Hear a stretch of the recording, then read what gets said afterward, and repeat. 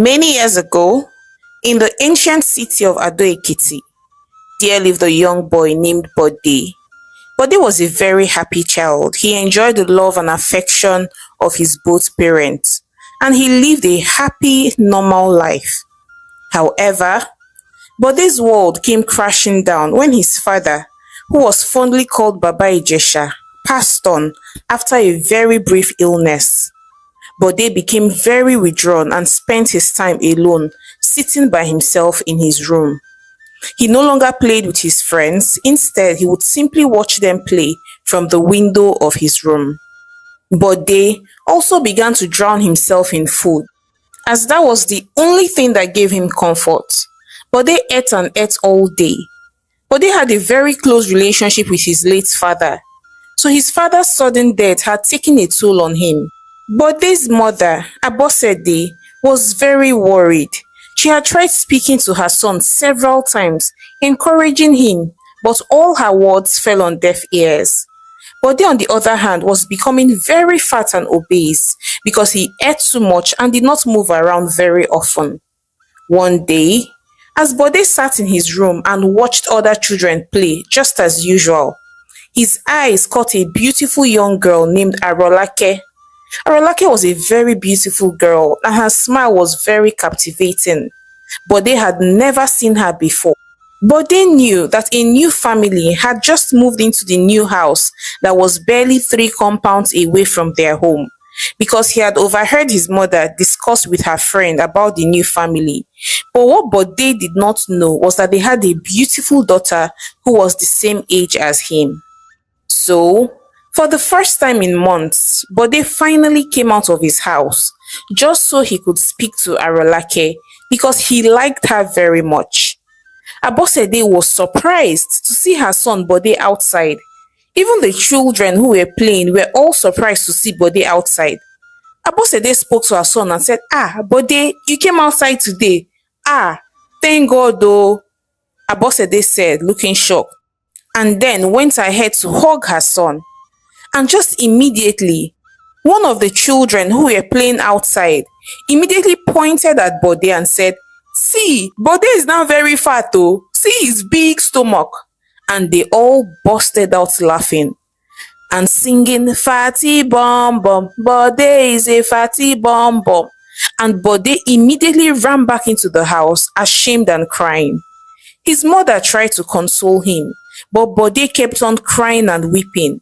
He no longer attempted to go out, until one day, Bode was in his room when his mother came to inform him that Arolake was in the parlor and waiting to see him. Bode was so happy and ran out to see her, and they spoke for hours, gisting and laughing. And so it became a norm. Arolake came regularly to visit Bode, and then they became very good friends. And soon enough, Bode began to leave the house. Bode and Arolake would hold each other's hands and walk around town together.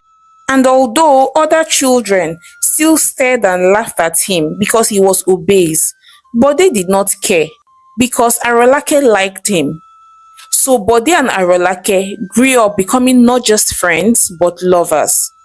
Bode loved Arolake with everything in his being, and this became his greatest undoing. Arolake knew that Bode liked her, but she didn't like him that much because he was very fat. Although she still agreed to be in a relationship with him, but she only agreed out of pity and because she knew that Bode would go to the ends of the world for her. Arolake used Bode to run all sorts of errands. So during the weekends, when their parents had left for the markets, Bode would quickly hurry up with the house chores in his own house and then head over to Arolake's home to help her out with her own house chores. Bode would sweep and clean the whole of Arolake's house, while Arolake would sit in the parlor watching TV. Bode would also take all of Arolake's clothes and her parents' and siblings' clothes and wash them. Bode would still go ahead and wash all the toilets in the house before he leaves. And he would still cook food for Arolake and her family, the food that her mother had told her to cook for the whole family before they got back from the market. And in return for all this hard work, Arolake would simply peck Bode, and Bode would go back home feeling very fulfilled and established. Bode would spend his remaining day on his bed daydreaming and reliving the moment of how Arolake pecked him. Bode was head over heels in love with Arolake, not knowing that Arolake was simply using him. And things continued like this for a very long time. A few years later, Arolake and Bode had both finished secondary school, and because their parents could not afford to send them to the university, they had both decided to learn a trade.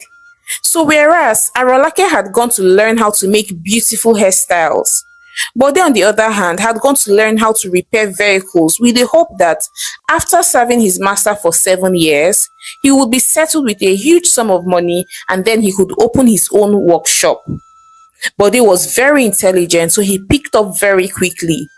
His master Oga Femi liked him very much and taught him all that he knew. Arolake on the other hand was not too keen on learning her crafts. Rather, she always daydreamed of how she was going to marry a very rich man who would come and save her from all her misfortunes and poverty.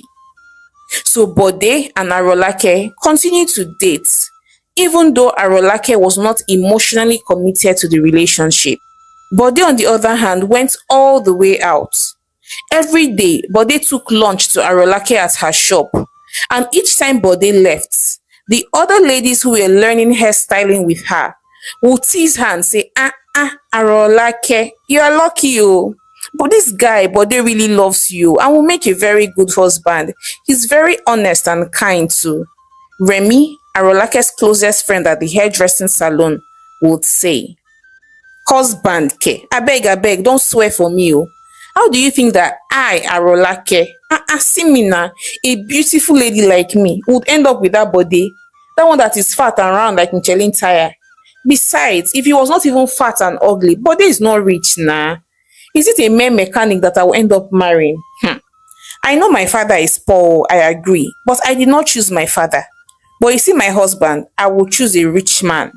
I will choose a man that is wealthy as my husband. Besides, I don't even love Bode, and I've never loved him. I'm only with him out of pity, because I did not know how to turn him down when he asked me out. I did not want him to feel bad, because he's fat. But you see Bode, me, I cannot marry him. Oh. I'm just, using him to pass time. That's all, though. Arolake replied sneeringly. Arolake, it's not fair, oh. Do not mislead Bode now. If you know that you are not interested in Bode, simply tell him and let him go. That Bode is fat does not make him less human. Being fat or obese is not a sin. Bode is a kind person. Arolake, this is not fair. Oh. It's not fair, Remy said, looking concerned. Abeg, Remy, leave me, Jerry. I know what I am doing. Bode is simply the boyfriend for the season. When I am ready for a husband, I'll get married to a wealthy man, Arolake said proudly. And things continued like this between Arolake and Bode. Bode would always buy expensive gifts for Arolake with any little money that he saved up. Bode loved Arolake so much and wanted to make her his wife one day. Abosede, Bode's mother on the other hand, had been observing her son's relationship with Arolake for a long time now and was very worried. So one day she called her son Bode and said, Bode, what is really going on between you and this Arolake girl? Abosede asked, looking worried. Mama, you should know by now that I'm really in love with Arolake and I want to marry her as soon as my master settles me and I open a very big workshop. Bode said, smiling from ear to ear. My son, that girl Arolake does not love you at all. Oh. Please, my son. I do not want you to get hurt, but that girl Arolake, she's simply using you. Abosede replied, looking very worried. Mama, it's not true. You don't even know her that well. I and Arolake have been good friends since we were children, and she loves me just as much as I love her, if not more, safe. She was there for me when we lost our dad. She was the one that helped me come out of depression. And instead of you to be happy that I want to marry Arolake, you're here discouraging me and saying bad things about her. I do not like it though. I don't like it, Mama. Bode replied as he walked out angrily. So Bode and AROLAKE continued their relationship in fun. A few years later, Bode and AROLAKE had grown into a handsome young man and a beautiful young lady. Bode had barely 1 year left to finish serving his master and get settled. AROLAKE, on the other hand, should have been settled by now and should have even opened her shop about 2 years ago. But because she did not take her training seriously, she was still working with her madam, while her mates, like her best friend Remy, had already finished learning work and now even had her own shop and had 2 girls working for her. One evening, Bode and AROLAKE decided to take a stroll. And then Bode looked at AROLAKE and said, "AROLAKE, I want to get married to you. Please, will you marry me? I love you so much, AROLAKE." Bode asked, his face filled with excitement. Eh, Bode, I like you too, but how can you marry me now when you do not even have any money? Besides, you are still learning work. Oh. AROLAKE said grudgingly. "Ah, no, do not bother your pretty head at all, my love. My boss, Oga Femi, will soon settle me. And with the money he uses to settle me, I would use a part of it to open a big workshop and use another part of it for our wedding. I will be able to take very good care of you. Don't even worry." Bode said reassuringly. "So AROLAKE now, please, would you marry me?" Bode asked again anxiously. Okay, I will marry you, Sha." AROLAKE replied reluctantly. Bode was so happy and he thanked her so much. "AROLAKE, thank you for accepting my proposal," Bode said excitedly. Bode immediately went back home and excitedly told his mother that AROLAKE had accepted his marriage proposal. Abosede immediately screamed and said, "Ah, Bode, marriage care. You should not be thinking of getting married now. For crying out loud, you're just finding your feet. And even if you want to get married, AROLAKE, not to AROLAKE now. She's not a good woman, no. That girl does not love you at all, oh." Abosede said, looking very worried. Mama, you have started again, no. I don't know why you have a problem with AROLAKE. Besides, Mama, my Oga will soon settle me and I'll have more than enough money to marry AROLAKE and take care of her and still start my workshop now. I can do the 2 of them at the same time. Bode replied angrily. AROLAKE, on the other hand, had gone to visit her friend Remy, who now had her own salon, and said, "Can you imagine that Bode proposed to me?" AROLAKE said, looking shocked. That's a good thing now," Remy replied, happy for her. "Good thing, Ke. You know that I cannot marry that fat, obese, overweight man. So how is that a good thing?" AROLAKE replied, "Oh yeah, now, if you cannot marry him, break up with him now. AROLAKE, that man is a good man. It is better you break up with him than for you to get married to him when you know that you do not love him." Remy replied sadly, "I'll try my best to. It's just that I pity him, that's all." AROLAKE replied. So a few months later, a handsome young man called Iben had arrived at Ado Ekiti and had caught the attention of all the young ladies. All the young ladies were talking about this tall, handsome young man that just came into their town, and AROLAKE was no exception. AROLAKE had seen Iben once and had fallen head over heels in love with him. Iben too loved AROLAKE despite the several women throwing themselves at him. Iben was head over heels in love with AROLAKE as well.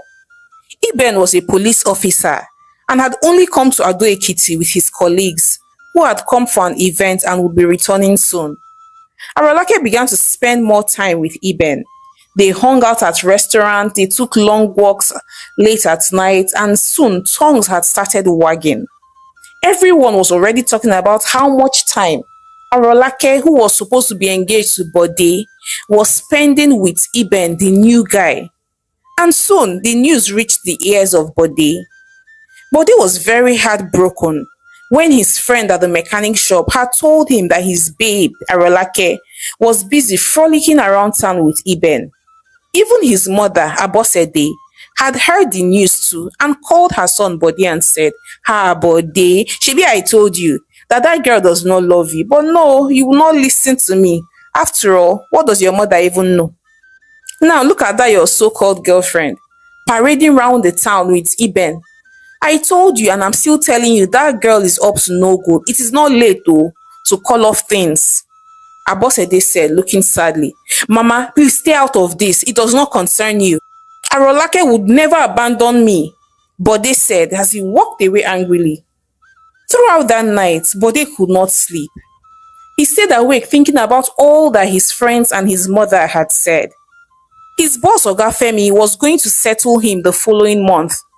So although Bode had planned to open his mechanic workshop first, and then after like 6 months get married to the love of his life, but with Iben as a threat and looking around to steal Arolake, Bode decided that he was going to get married to Arolake first before Iben would steal her away from him.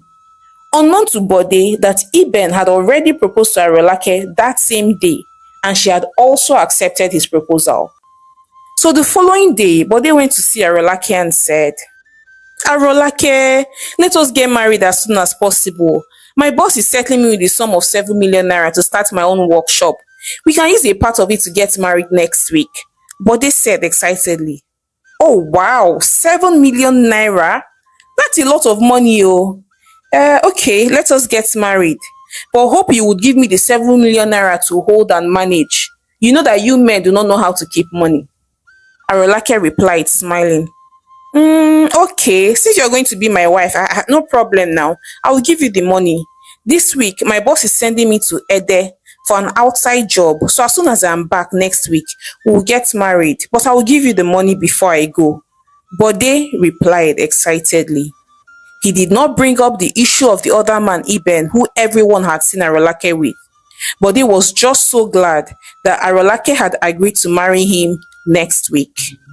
So later that week, Bode collected the sum of 7 million naira from his boss as settlement for his 7 years of service and handed over all the money to Arolake. He also later traveled to Ede with the hope that on his return the following week, he would marry Arolake and they could begin their happily ever after. Bode, however, received the shock of his life when he came back the following week and Arolake was nowhere to be found. His mother told him that Arolake had gotten married to Iben in a small parlor wedding ceremony and had followed Iben back to the city. Immediately Bode heard what his mother said. He began to scream, "Arolake has finished me, oh, Arolake has finished me." Bode screamed, weeping profusely. Bode me, what happened? What did Arolake do to you? Bode me, wabami soroni, talk to me now, Bode. Abosede replied frantically. And then Bode went ahead and narrated how he had given Arolake all the money that his boss had settled him with to hold in preparation for their wedding, which was to come up the following week. "Ha, Bode, you have killed me. Kini, you mean you gave Arolake the whole 7 million naira? Bode, I did not train you to be this stupid nah," Abosede said, crying and weeping profusely. So Abosede and Bode continued to cry.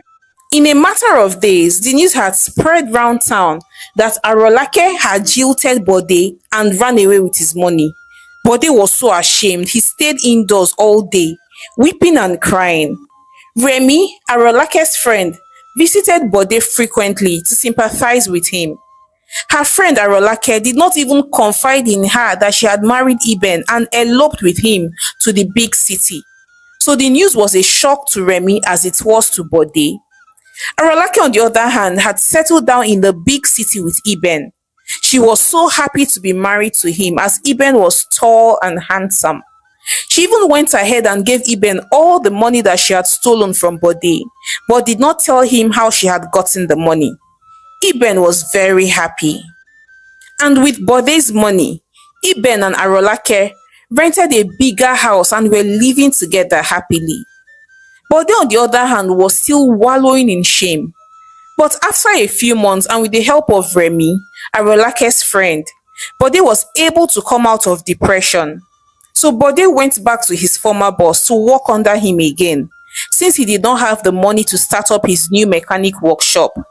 And so Remy and Bode became very good friends. 3 years later, Bode was still in this small town with no hope of ever starting his own workshop.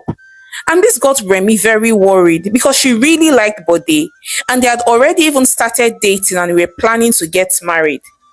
Arolake, on the other hand, was living her best life with Iben, her police husband, and had now even given birth to a beautiful baby girl for Iben. Remy was very worried for Bode. She wanted him to become financially stable so they could get on with their marriage plans. So the next Christmas, Remy spoke to her uncle, who was her late mother's only brother, about Bode's situation. And because her uncle loved her very much, he loaned Bode a whooping sum of 5 million naira without any interest and told him to pay up in the next 5 years. He also sponsored their wedding and relocated them to Lagos. Bode and Remy were very happy. They settled into their new lives very quickly. Bode had used part of the money to open a big workshop for himself and used another part to open a salon for his wife, and they were both doing very well. They were both very successful. And in the next 3 years, they had given birth to two bouncing baby boys and had been able to repay the loan that Remy's uncle had given him. So a few years later, Bode and Arolake had become a household name in their respective fields. Bode had become so wealthy that he could no longer be walking around without security. So one day he called the commissioner of police and asked them to send a police officer to protect him as he goes about his daily business. And so, the commissioner sent a young man named Iben to guide Bode. Neither Bode or Iben knew each other. It was only Remy who had recognized Iben as the man who Arolake had eloped with. So Remy informed Bode who Iben truly was. Bode was shocked. A surge of emotions flashed through Bode's body. He was filled with rage and anger at the same time. But they both decided to pretend that they did not know who Iben was, since he could not recognize them. So they decided to find out more about Arolake and what had become of her.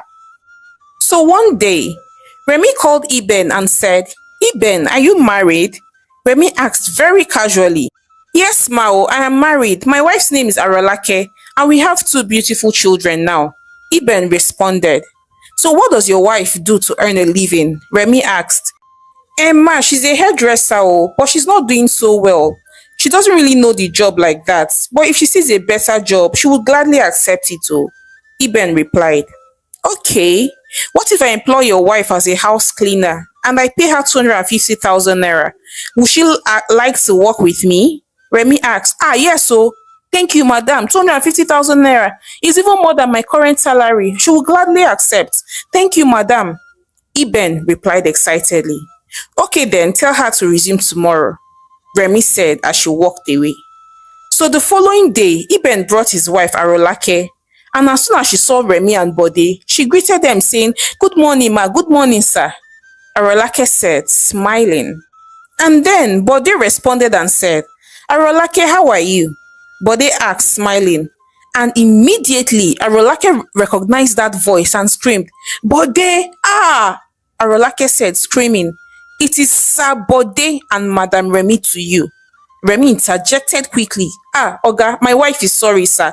"Sorry, ma," Iben said, and then looked at his wife Arolake and said, "Mind yourself, oh. Don't you know that this is my Oga and his wife, eh? Mind yourself," Iben said angrily. And so Arolake apologized and said, "I'm sorry, sir. I'm sorry, ma." And with that, Arolake began to work for Remy and Bode. She would sweep, clean, and wash toilets. All the things that she made Bode do for her, she began to do same for Bode and Remy. One day, as she was washing plates, she began to cry and think about her life, about how she had defrauded Bode and also broke his heart. She wished that she had stayed with him.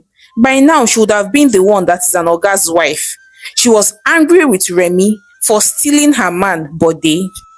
And then she thought of a way to deal with Remy. Arolake felt that if Remy was no longer in the picture, she could have Bode back. After all, she was his first love. And she felt that she still had Bode's mumu button. So one day, Arolake tried to poison Remy's food. However, when she was trying to put the poison in Remy's food, but they caught her red-handed. Arolake, you want to kill my wife? But they screamed, no, I'm so sorry, it's the devil's handwork. Arolake responded, crying, oh, so because I did not lock you up for stealing my money, Abi, now you want to kill my wife? You must be crazy. But they said angrily, and so Bode got Arolake arrested not only for attempted murder but also for theft. He also spoke to the commissioner of police to withdraw Iben from his service. Iben pleaded and pleaded, but all his pleas fell on deaf ears. So whereas Remi and Bode lived happily together, Arolake spent the rest of her days in prison. Hi besties, your girl Omalicha again. Thank you so much for watching my story to the end. So I'd like to hear your thoughts on this one. Do you think it's okay to date or get married to your best friend's ex under any circumstance? And do you think that Arolake deserved what she got? Please share your thoughts with me in the comment section. And please support your homegirl Omalicha by subscribing to my channel, liking my videos, and sharing with your loved ones. So now until I come your way again with more interesting stories, bye!